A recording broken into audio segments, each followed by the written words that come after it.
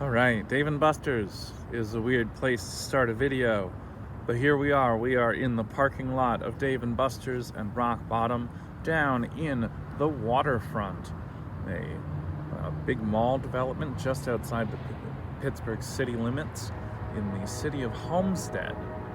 The Waterfront used to be where the Homestead Mill was. This is where the Homestead steel strike happened in the 1890s.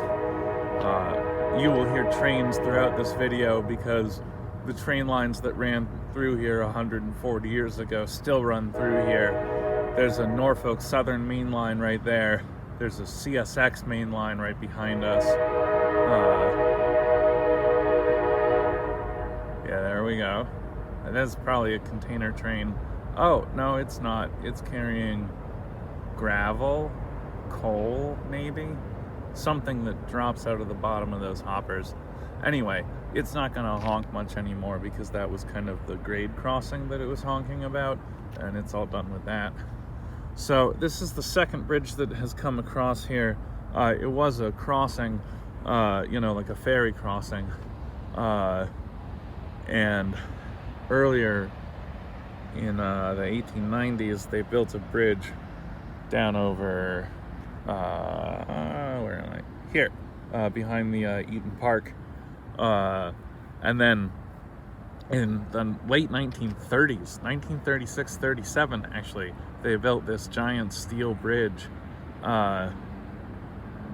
which is pretty sweet. And they were able to do it pre-computers and still get the engineering right because of these interesting quadrilateral shapes that are kind of where there would typically be a single column. It turns out that these quadrilateral shapes make all the engineering numbers kind of lock into place, and then you can actually just do all these static load calculations really elegantly. And so and they distribute forces really elegantly. That's kind of like why the math becomes easy, is because the geometry is massively simplified. So this is all preamble to our actual walk. Our actual walk is going to start down at the bottom of the old Brown Till Road, where the bridge used to come across, and we're going to make our way up behind this valley, up past the Somerset at Frick development. We're going to be sort of right next to Swiss Elm Park and Duck Hollow, which is this neighborhood hidden behind the Eaton Park. And then we're going to go past the Somerset at Frick development, up onto Brown Till Road, and kind of mess around up there and come down about to where Brown Till Road comes out, and then go around this neighborhood, which is the bottommost part of Squirrel Hill below the Cavalry Cemetery, which is all up top there where those pine trees are. And we're going to take Imogen, which becomes Johnston Street, up and over the hill, and then we're going to get onto another street and take it to an old housing development over here. That old street is called Rivermont Drive, and the housing development at Hilltop up here is, I believe, named Sugar Hill, though it never quite got a name. It's part of what is now the Glen Hazel development, which are owned by the Housing Authority, but the Glen Hazel development is kind of a shadow of about a quarter of the original amount of housing that was built up on this collection of hilltops up above Hazelwood. And then we're looking at Hazelwoods, the sort of parkland that the city bought a couple years ago. It was like behind the buildings here. And then West Homestead, which is where Jeff Goldblum is from. And then we're in Homestead proper. And while we're looking at this, you should just kind of take note of the clock tower that's right there, and then the Dave & Buster's sign, this flagpole, and then this sign. These guys roughly make a line that's roughly pointing kind of northish.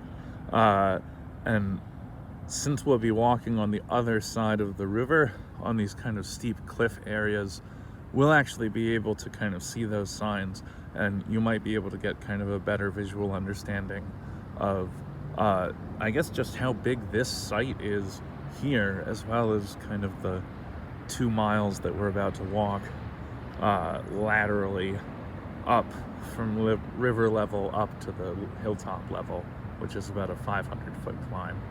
So yeah, let's go ahead and hop right across the river. Bam, we're there. Bam, we made it to the other side of the river. Instantaneous teleportation, the power of editing. So here's the high level bridge again. You can see from here it is certainly high level. It is about, I think, 100 feet above the river at its kind of highest point. There's a train bridge. There's the next crossing, and then you can just see the far background there, the Glenwood Bridge, which goes from Hazelwood into the Hayes interchange and then into the South Hills. And this is the parking lot for the Steel Valley Heritage Trail here, and we are just gonna start walking. You can see the remnants, I believe, of the old bridge. This is like where it used to go, and then it landed over there. So we're starting up Old Browns Hill Road, and here we have a bucolic view of the Somerset at Frick development up at the top of the ridgeline there. And then as we pan across, 9 Mile Run itself in a relatively natural looking state, and then kind of unnatural, recently replanted flood zone, and this brand new bridge which connects Old Browns Hill Road into Duck Hollow here, and then the train bridge up over there in the parking lot just beyond it. So Duck Hollow is maybe just 20 or 30 little houses right here. Like, this is it. It's just 3 or 4 streets in a little square or rectangle arrangement, and there's no businesses to speak of. It's just residences, and so it's interesting. I mean, it's really like right in the middle of the heart of the city, but it is also right in the middle of the heart of what is now parkland, and so it feels real secret and strange to be down here and to just find this little scrap of neighborhood kind of tucked in between the rail line and the creek. But you know, that's Pittsburgh, kind of built on every surface we could find available.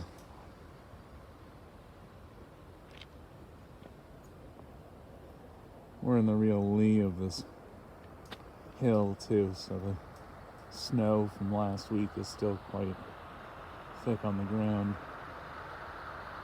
No sidewalk here, so I'll probably not film as we walk up, just because it'll be a little bit dangerous for me to do so.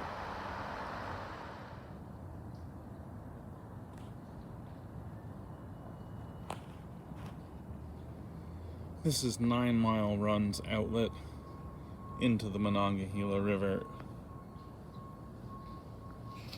And this is the old bridge that used to carry vehicular traffic over into the neighborhood of Duck Hollow, as well as, I guess, this giant pipe. And then this is a rail bridge that's just above it, and a brand new bridge just past there. There was a couple of months where the run didn't actually kind of continuously flow out through here because they weren't done building the bridge over there, but it does now. And the kind of old entrance into the neighborhood has become just a nice little walking path right over here. This used to be like a place where you saw a lot of dumping of kind of random detritus. Please do not do that. It also has security cameras now, so, you know, go ahead and try, I guess. Well, don't, but, you know, get caught if you do. So this is old Browns Hill Road. This is the former roadbed before the roadbed became, I think this is the end of Old Saline Street and went further down. This is the upper roadbed that used to take you to the low-level bridge that would cross you into Homestead. And it's now full of asphalt piles, which we kind of are standing on top of. And there's Duck Hollow. And then Old Browns Hill Road is here, which I think it's on the old Saline Street lines. And then that is all the Somerset at Frick development. And if this hillside looks a little bit too regular, it's because it is. This is something like 17 million cubic yards of slag material, which was deposited on this site. And then it's been capped with about 6 feet of dirt, and then they built a housing development on top of it. So it's just, they filled the entire valley kind of up to this new ridge level, all the way back about 1.5 miles up the valley.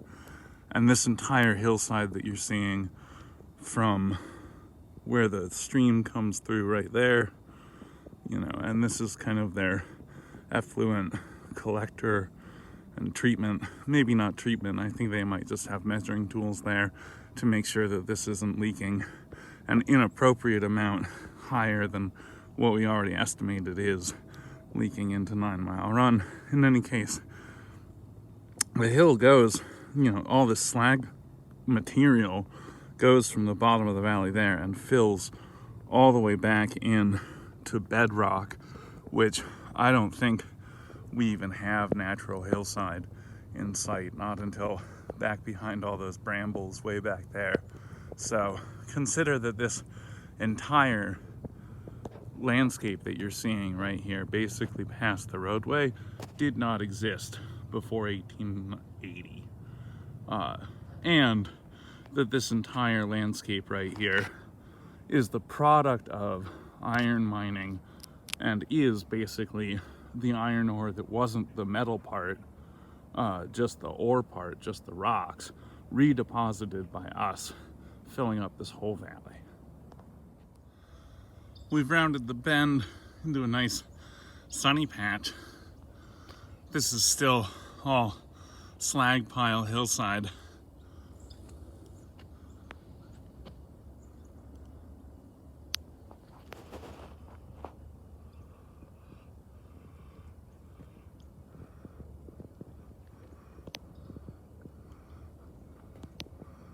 And this is real. This is original shale.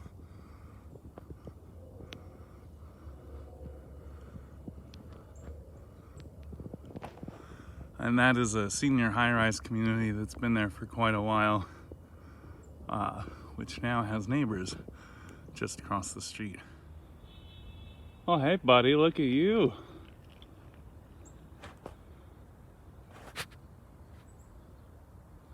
Yeah, look at you, buddy. I'm talking to you.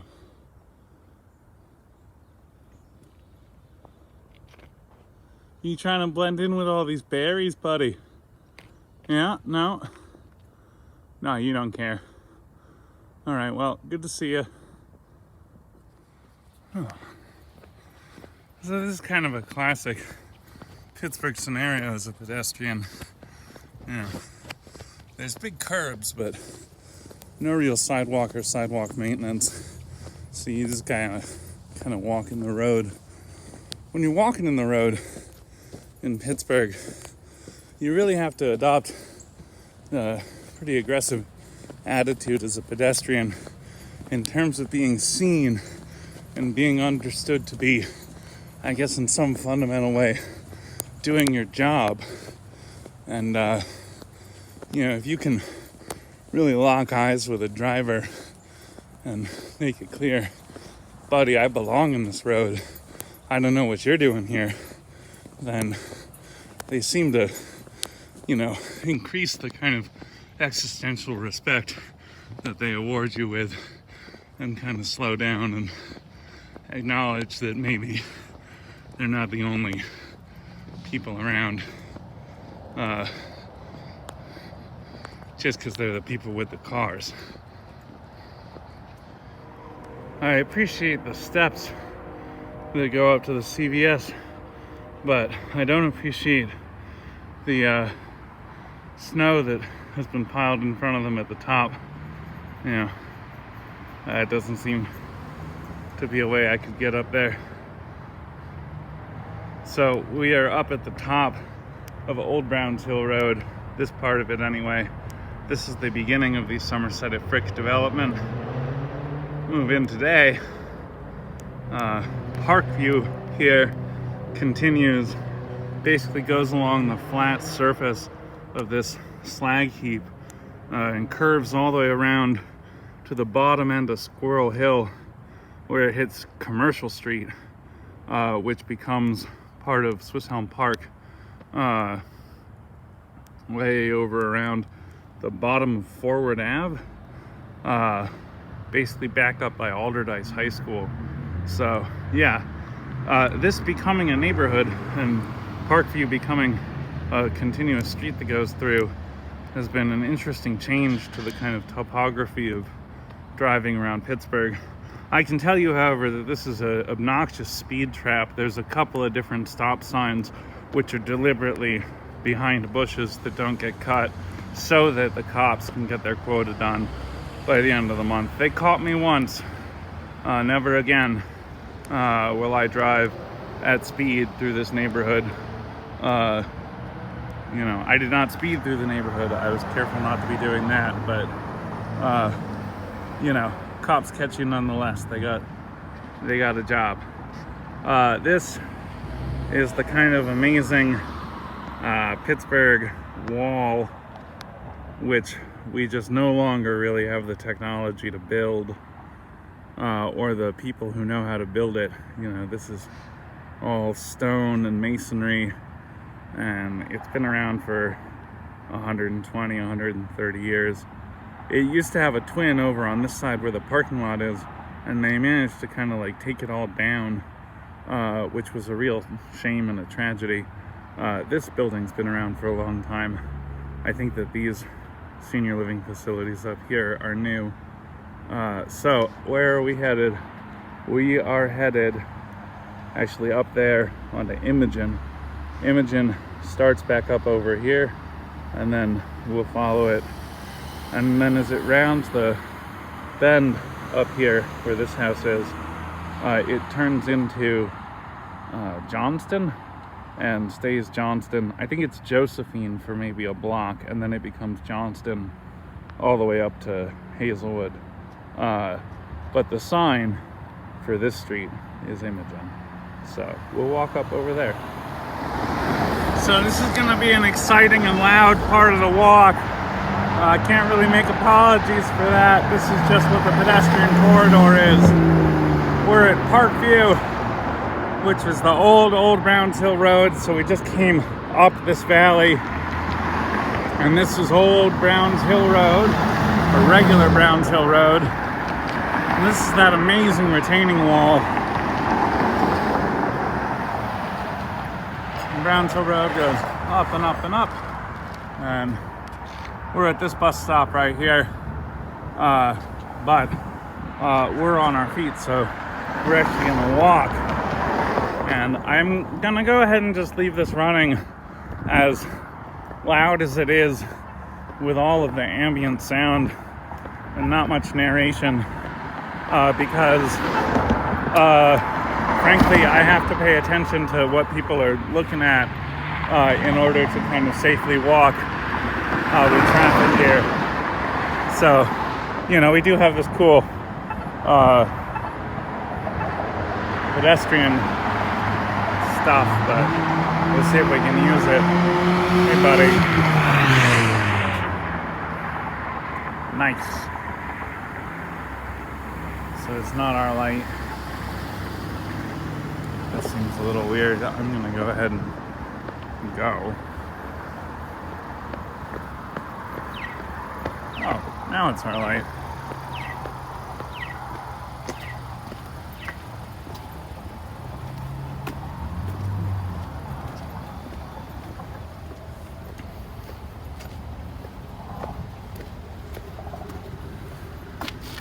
Right. So this is the end of the old retaining wall. This is, you might think, one of the more forlorn bus stops in the city. You'd be correct, but it's not the most forlorn. We're gonna walk right up to that. Note the drainage tunnel here, drainage in the sidewalk here, and the slope to the passenger sidewalk here. Pedestrian sidewalk, not passenger. So in the winter, this really does get full of water and ice, and it's basically impassable because it's not really a sidewalk, it's a drainage channel. Further down the slope, where the sidewalk's older and better preserved, it actually is a drainage channel. There's a sort of U shape to the whole thing. Here it's just a drainage channel by function.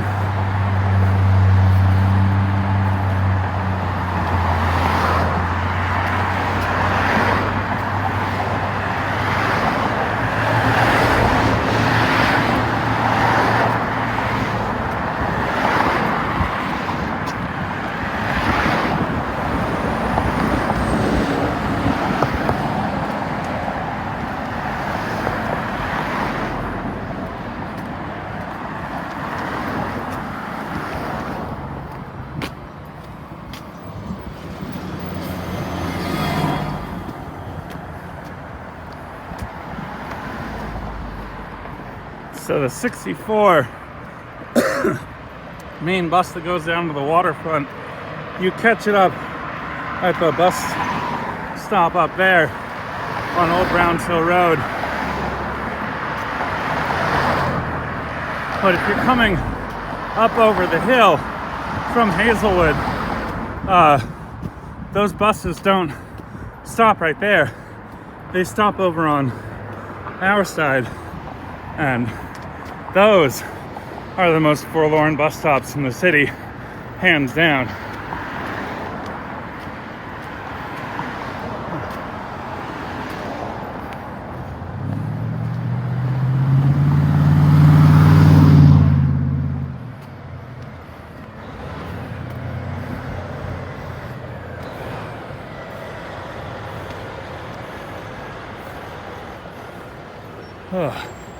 So here we are at Imogen and Browns Hill.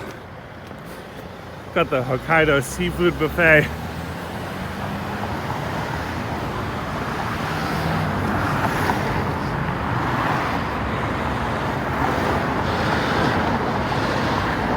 And this is the most forlorn bus stop in the city.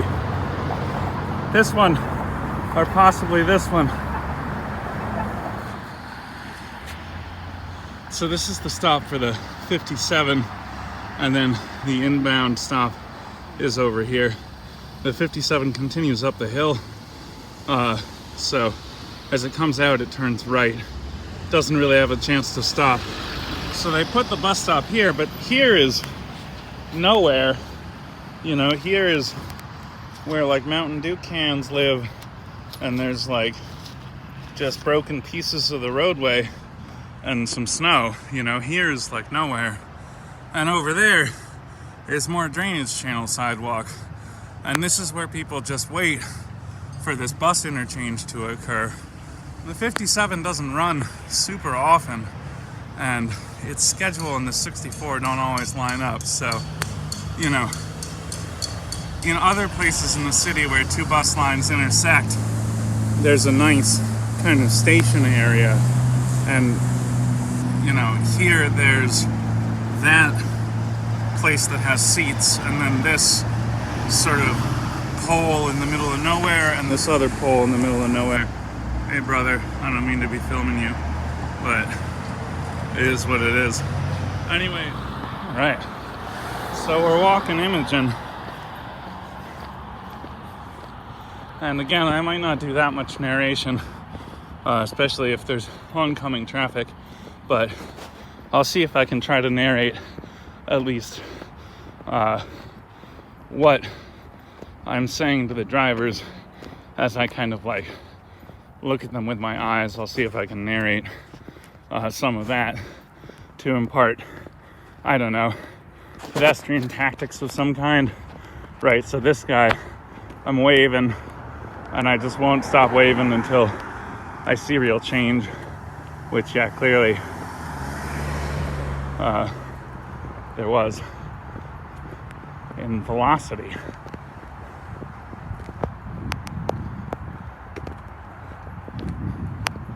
So we're up above that big retaining wall. It's crazy how much less noise there is now that we're not in kind of the canyon of sound down there. Oh, we're really getting a beautiful treat of a view. This hillside suffered a massive landslide about 4 years ago, which is part of why it's so opened up as a vista. The dogs that used to hang out in this yard used to have more yard to hang out in. This thing crushed their dog kennels. The dogs were okay. No dogs were harmed in the making of this hillside. Oh, wow, there's like a lot of stuff going down. It's a good thing there's a little bit of side to step off of here.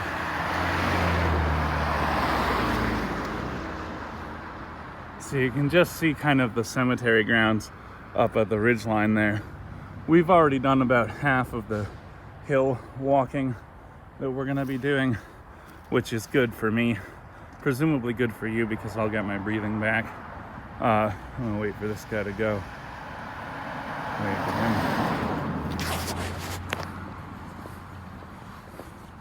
This is, of course, the absolutely batshit terrifying part of this walk. I do it cavalierly because I've done it before, but you know, when the buses are slow to service the neighborhood back here in Hazelwood, and I know because I used to be a resident, you just gotta walk this whole thing, and people do, you know. I saw them all the time, and I was one of them sometimes. Here's like a pretty good, super dangerous view of how dangerous this is. I'm just waving. People just like don't even see you, you know, like you think that they're gonna see you, but they just don't believe. Yeah, you really gotta let them know you're not a mannequin or a hallucination. Right, briefly, here's the view. Oh, and the valley really opens up too. Look at that. Hopefully we can see it again up here at the corner. But, you know, if you too want to live in a Squirrel Hill address, looks like Keller Williams selling a house right here. Oh, hey buddy. Hello, hello.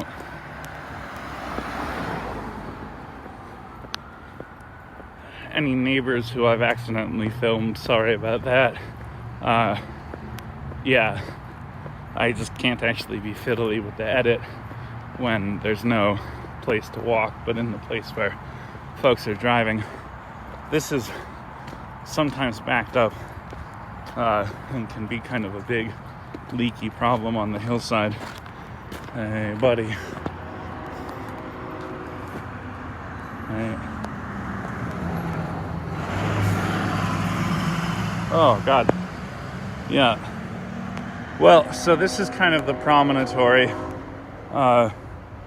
When you look on the old fire maps, this was kind of street gridded out. There's a street down below us down there, and actually stairs that go down to it.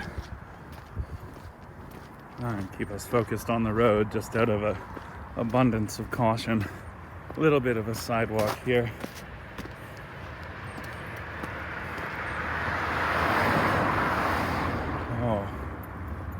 right. And I will stop just to give you guys this majestic view. So now we're above the high level bridge.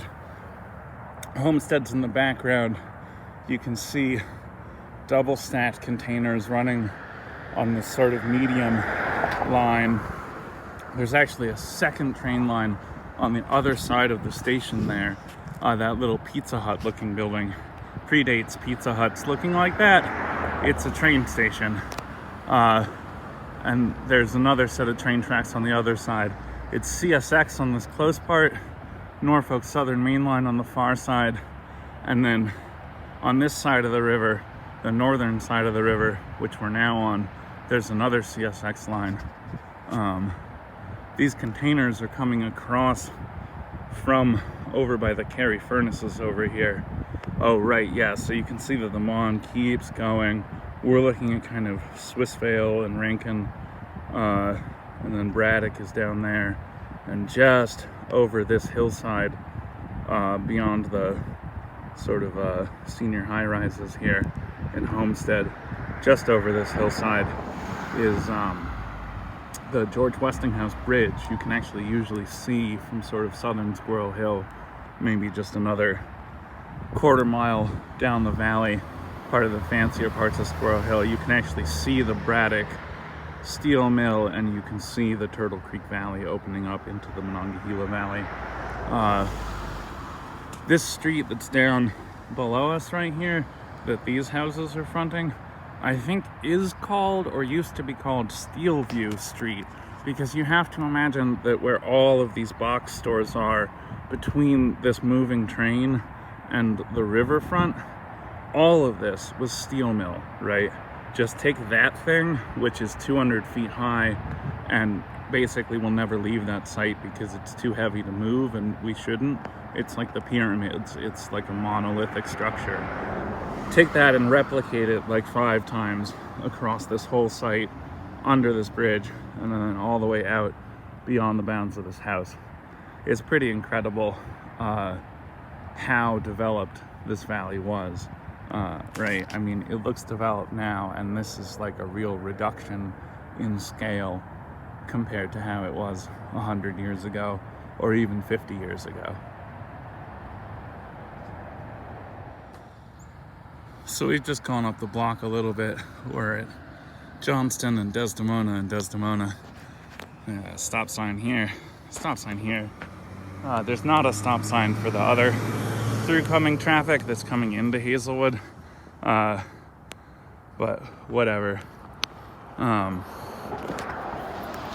So Desdemona takes you down into this little mini neighborhood that's kind of the southernmost terminus of Squirrel Hill. And this is where the sidewalk picks up in earnest again on the Johnston Street side. So yeah, this is just down to Steelview and back around.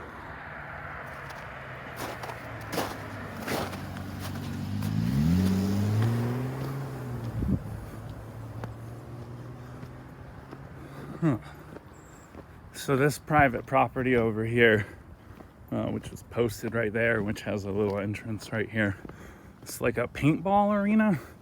My understanding from newspaper articles over the last 2 decades is that this whole site's all undermined, so it can't really be developed.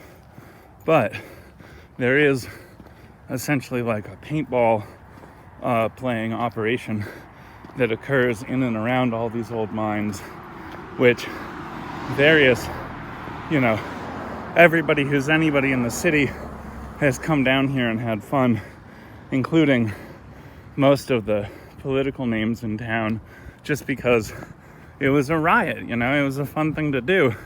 And in the 2000s, it was kind of like, well, do whatever you want. And now that we're trying to be a little bit more organized about how the city does its thing, people want this commercial business to cease, and it sort of does cease, and then it doesn't. I have no idea where the story is now, and I couldn't really reconstruct the sources from which I got it in the first place, which might make this perhaps a very gossipy version of how it all is, but I don't know. 3 years ago it wasn't gossip. It was studied carefully, thought out critique. I kind of forget most of the details because I don't have access to the primary files right now because we're walking around and because I already walked like 400 feet up.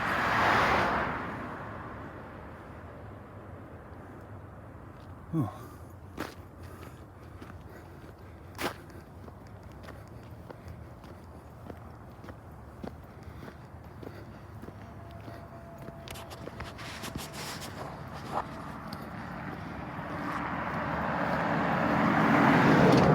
So this part of the trail, this part of the sidewalk here on Johnston does see a lot of walking. You can see that there's an awful lot of trash that gets left here, most of which is just beverages, and that's just because people are thirsty, you know, and they drink their beverage and then they're done with it, and there's not really accoutrements to this roadway the way there are in other roadways on other parts of town. Do have this nice drainage tube coming down from the cemetery here. That's interesting. I think this stuff actually just goes right here, and then, well, I guess it used to go out down the river off the hillside, but now we catch it. We're still climbing in elevation and moving slowly westward. We've got a lot more of a hill to go.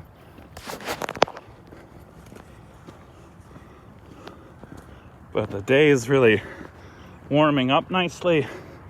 The sun's out.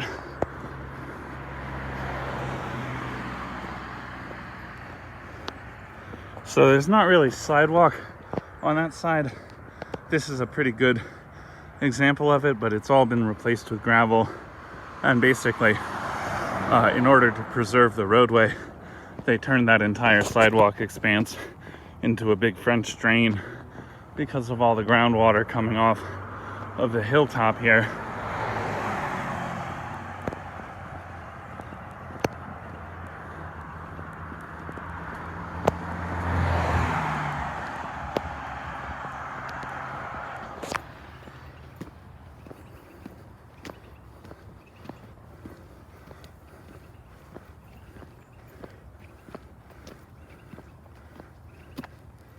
So that's the second ye old English that we've passed. And it reminds me of a science experiment that we did when I was in grade school, where we had these little cars that were going down a slope, and to measure the velocity of the cars relative to each other, they each had a little dropper that was dropping one droplet of water every second. And so if you let the car go on a slope, its velocity would be recorded as the distance between the drops. More distance means it's been going faster second over second. So I wonder if we start to encounter more data in Old English cans, we can figure out the velocity of our neighbor.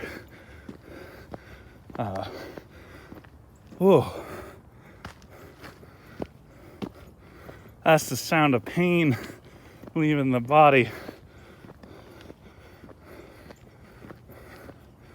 Also the sound of a healthy cardio system. You know, it's good to try to kill a mammoth every week. You know, deliberately hit high stress point in your exercise regime just to really let your body know, oh buddy, you can do this. In fact, you're like obligated to do this. You should get used to it.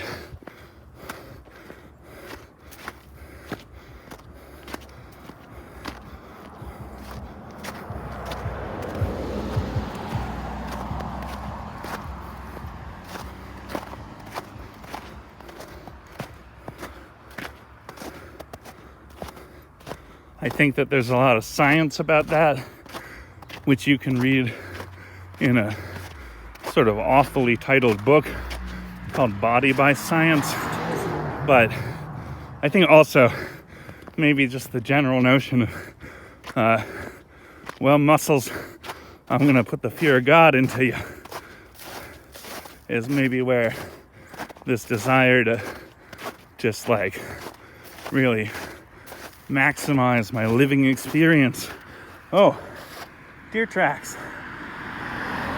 You know, marching straight up a hill. This is good.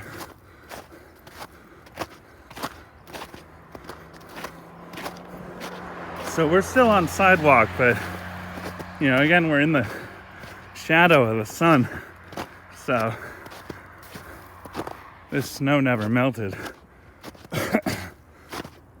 And we've left kind of the land that is abutted by the cemetery, and now we're in the top of the Glen Hazel housing development. It doesn't quite seem like it. This is the side that has not been redeveloped in a long time. But, you know, this is Cove Place. It's a real city street. Welcome. This is an old bus stop. It's no longer in use, but man, it's got some real Soviet Siberian bus stop vibes to it, for sure. So there used to be some athletic fields over here, which were part of the pleasure of living up in Glen Hazel, and they've not seen maintenance in a long time. And I think basically won't. That's my suspicion anyway. We got bicyclists coming up. They're brave.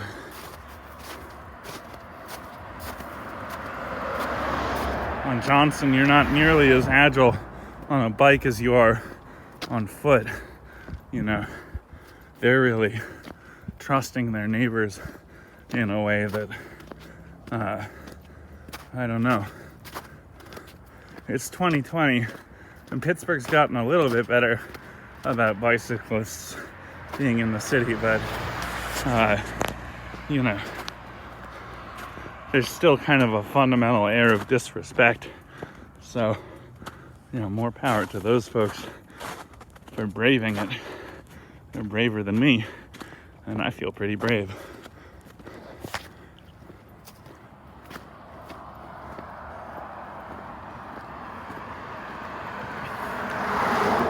So this whole hilltop was not really developed until the late 30s. And in the late 30s to early 40s, during World War II, this entire valley of steel production, all of it went into overdrive.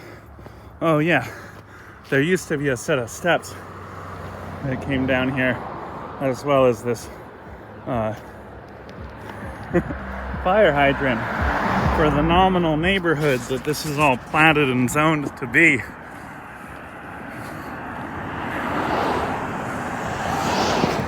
So when the war broke out, every single steel mill in the valley went from having 2 shifts a day to having 3 shifts a day, which is to say non-stop production forever until we beat them. And they did that for about 4 years. So when they did that, they needed housing fast for all of the workers that are working these third shifts that suddenly appeared. And so what you're looking at now is the middle tier of what was this entire hilltop.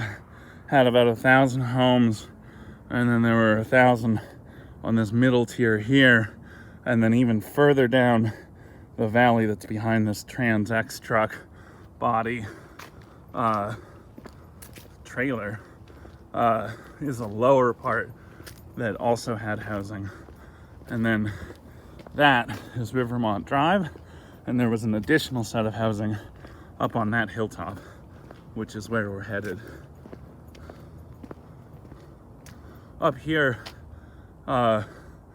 is, I think, like the Mercy Behavioral Health Outpatient Center. It's basically like a sheltered home for folks who are not in a good place and really need to be minded for their own self-protection. And so there's like a low one-story set of little bungalows up there where folks live at. I don't know if it's like a permanent thing or on an as-needed basis or what.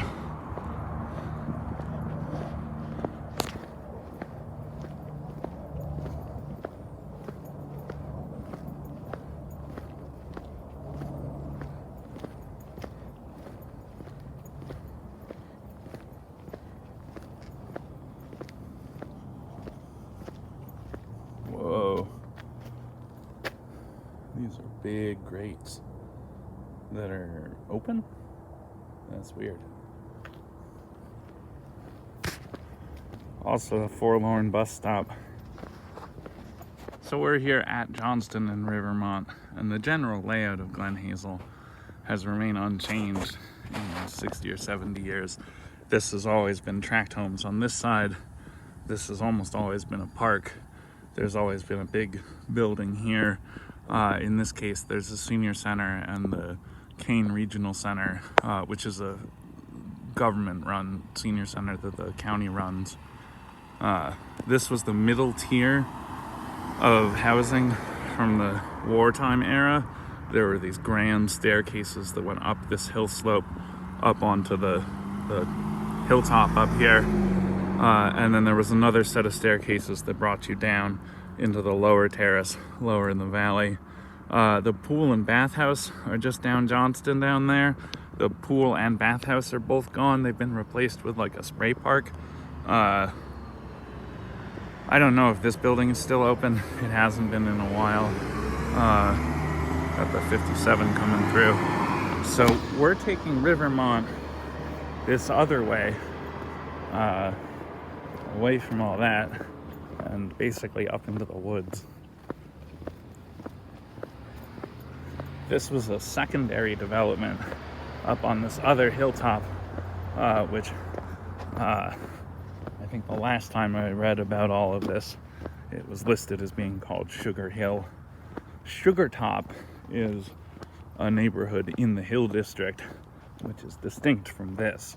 This is Sugar Hill.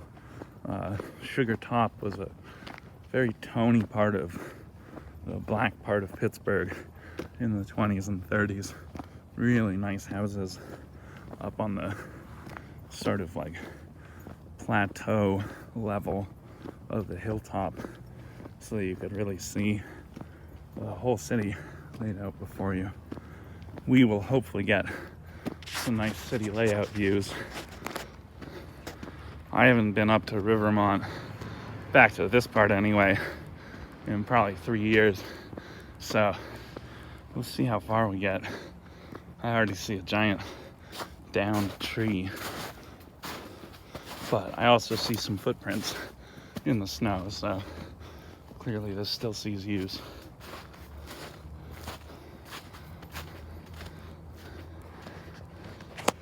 Yeah, and we're flanked by power lines which keep going down this roadside and then out basically straight down the hill.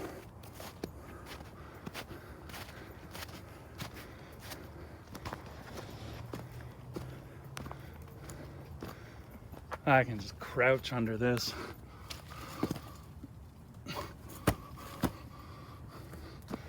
Little crab walk all that took.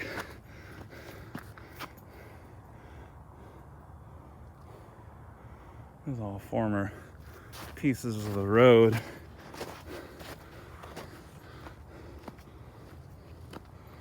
And as you look around, and as I pan this around, you'll note quite a lot of straight lines. You know, you see this one right here. Nature doesn't make straight lines. All that stuff, if it looks like it used to be something that a human made, it was.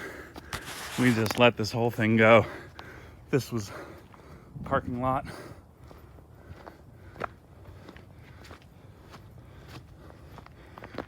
I assume that the utilities are in various states of ripped out or not ripped out.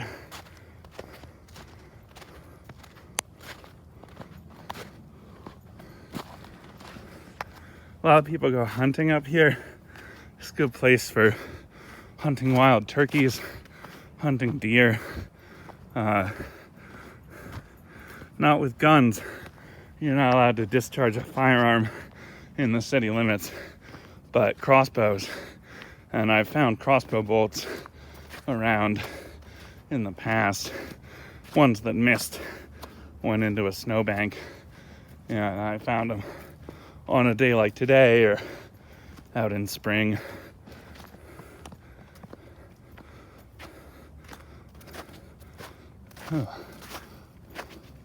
We're still on a slight uphill grade. I guess I really set myself up for, this one serious burn all the way up the hill. And I tried to narrate the whole thing just to keep myself at a good pace. So hopefully you like the sound of heavy walking, breathing over talking at a kind of clipped cadence that's really involved with my need for breath and my kind of walking pace, because that's, I think, an accurate description of what I'm giving you guys.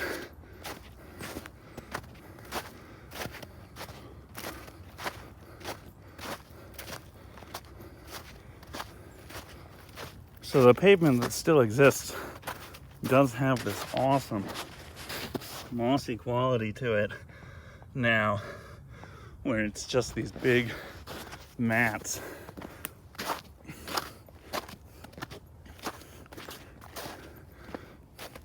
So even the impermeable surfaces that we left behind when we kind of abandoned this hilltop and ceded it back to nature, the impermeable surfaces are forming permeable crusts on top of them.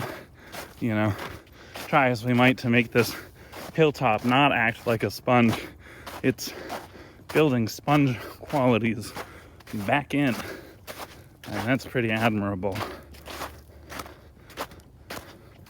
It's a service that we already do when we leave a place, but the place is doing it for us.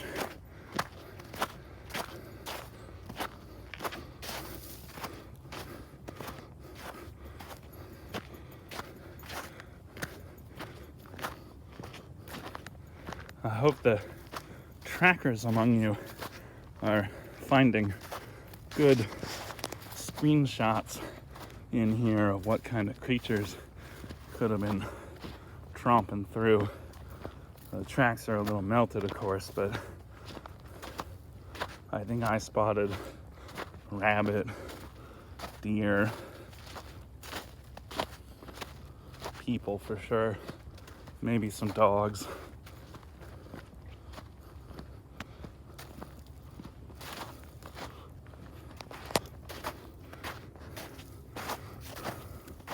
So my understanding is that this is all housing authority land, as is the rest of Glen Hazel, basically purchased from the War Department when the war ended, after it had been eminent domain for its wartime purposes. And the housing authority converted it into housing or converted the housing that was meant to be short-term housing into long-term housing, and when it fell down, built new long-term housing on top of it. But it's still housing authority land, you know, fundamentally part of the public remit. And it seems like it wouldn't really take all that much kind of cleanup and coordination to formalize a path through here as a real path. You know, put some lights up, make this thing kind of a more formal public park if you wanted to, you know. I don't really think of it as a neighborhood secret. It's really visible on the satellite maps. It's certainly well trammeled. I'm not the only person who's been down here. It's got easy access from the street. You just gotta get folks out with chainsaws to cut that oak down.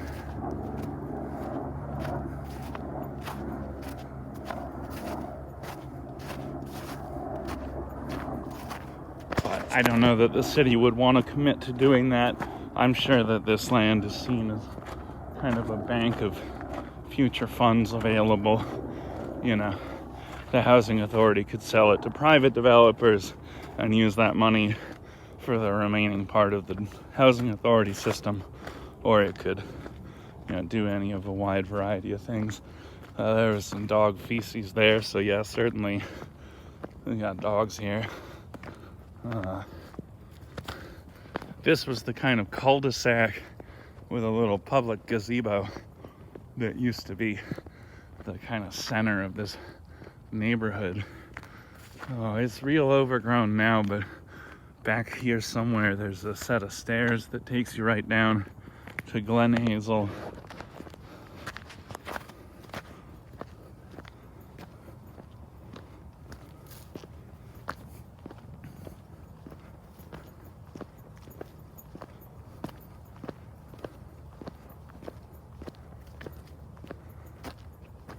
Yeah, so we just made this wide circle.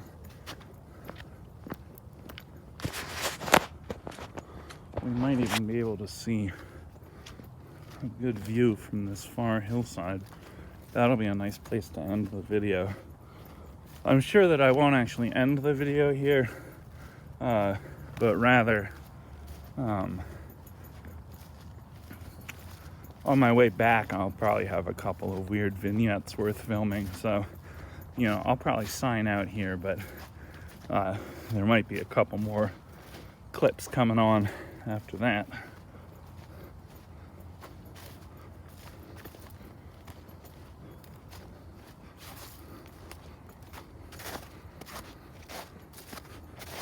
So this is not the end of the right-of-way, but I think it'll be the end of our little path.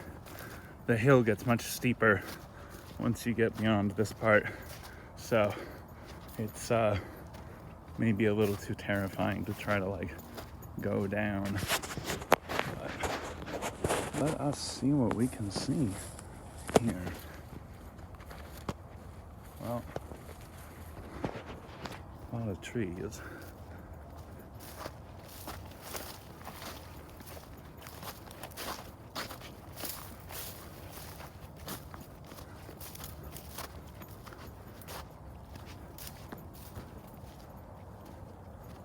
But there is Hazelwood's, and Hazelwood, the neighborhood, is kind of laid out before us, but not at all visible.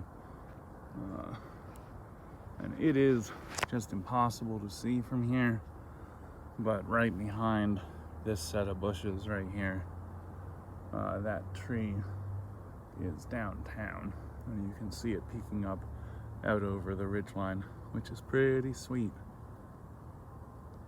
I don't know if you're getting any of that as like, you might not be. Well, yeah, we made it to the top of this hill, and now we're gonna walk back. The traffic that you're looking at right there, that's East Carson Street. Page's Dairy Mart is like just up the valley up here.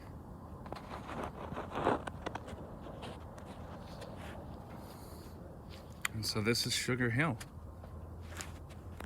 And thanks for being on this walk with me. I think it's been pretty great. Yeah, bye.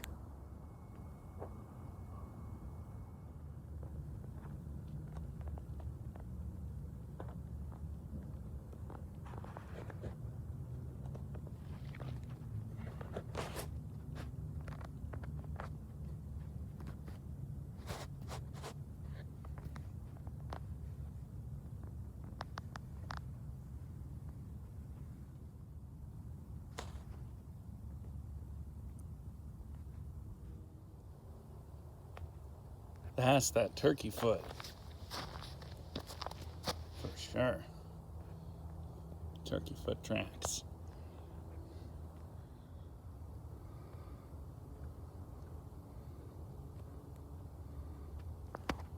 Please note the curb. Indeed, this tree is just growing right up out of the pavement.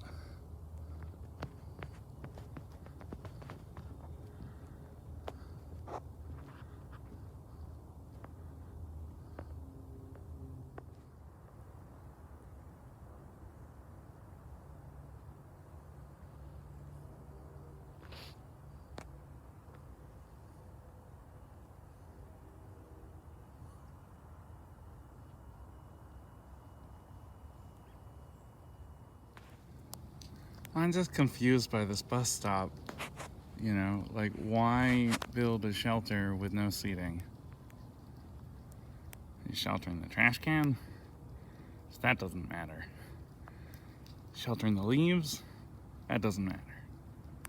Sheltering people? That's important. Major function of a bus stop.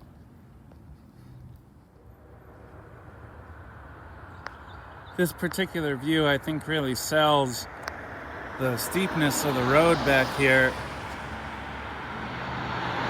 If you remember from the very beginning of the video, those pine trees up top, the evergreens, really are up at the ridgeline. And we are going down, down, down, back into the river valley.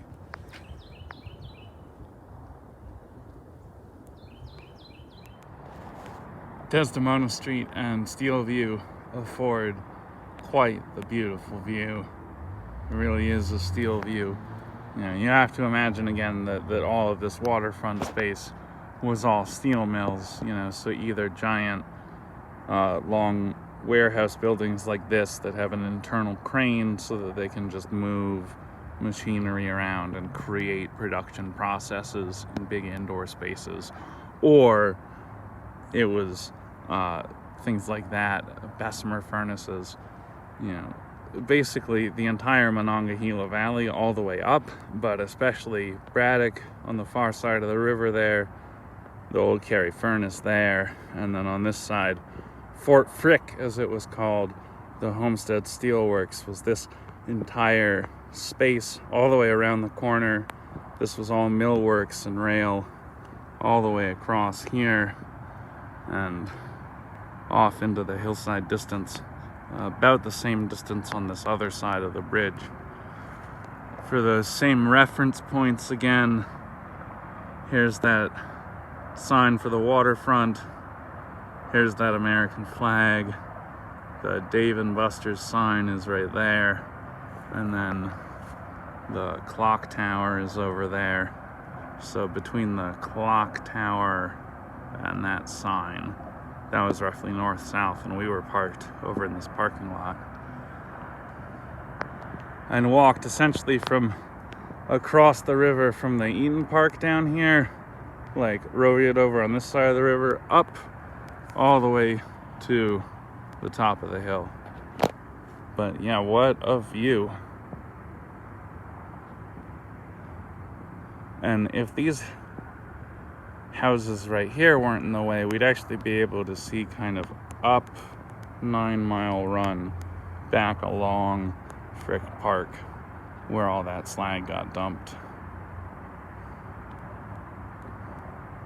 But you just have to admire this bridge, especially with the river traffic going underneath it.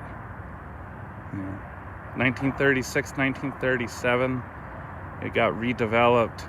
In 2006, 2007, they repainted it, replaced the deck with a wider deck, bigger sidewalks, which was nice of them.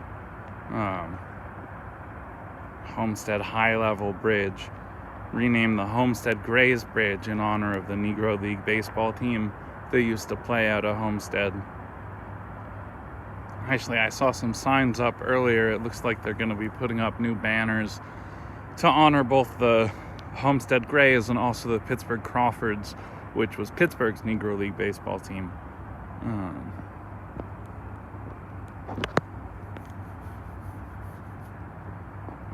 What a view. Yeah, if you are thinking of the Steel Valley, this is it in its full glory. Here's the real end of our walk. Imogen and Steelview and Desdemona. We're gonna walk the entirety of Steelview, or what's left of it.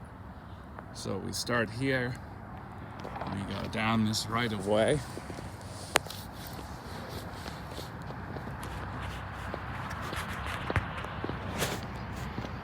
And this is classic Pittsburgh pedestrianism at its absolute very best, right? Imagine living here and working right across the river there. You say, well, how do I get to work from my house?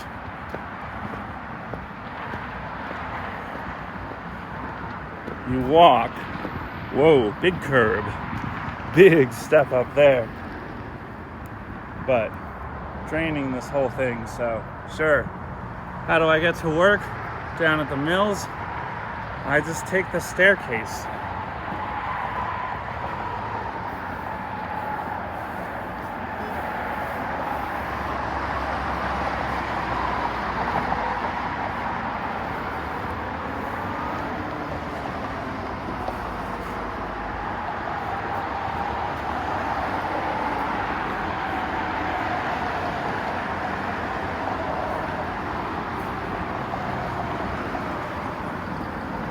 Which does indeed lead straight to the bridge.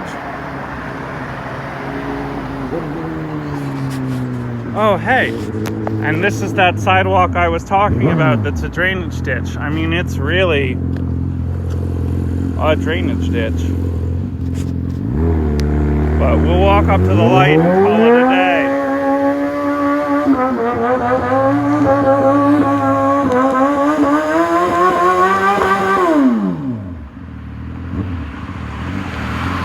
Okay, buddy.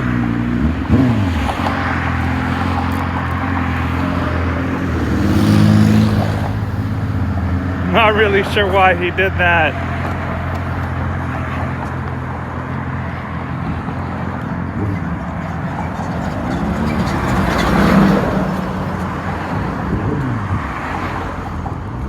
Oh, well, the traffic's clearing, so I might as well put camera back on him.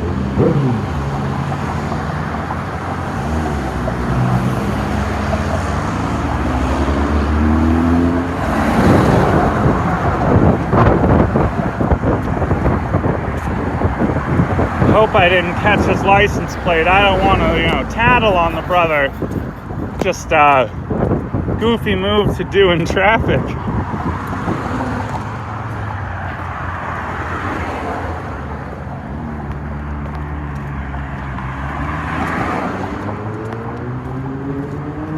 What an incredibly frustrating sidewalk.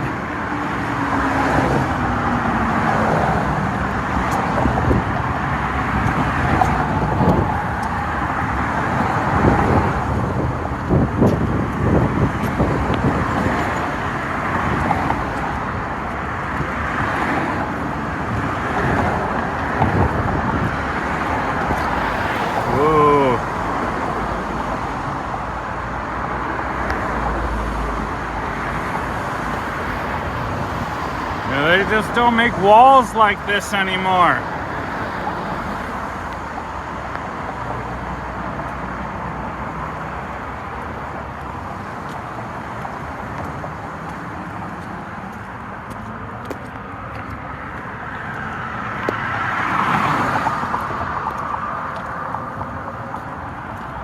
Well, there's Parkview Boulevard again. And here's that stoplight, so we've done the full circuit. See you guys around. Happy rambling.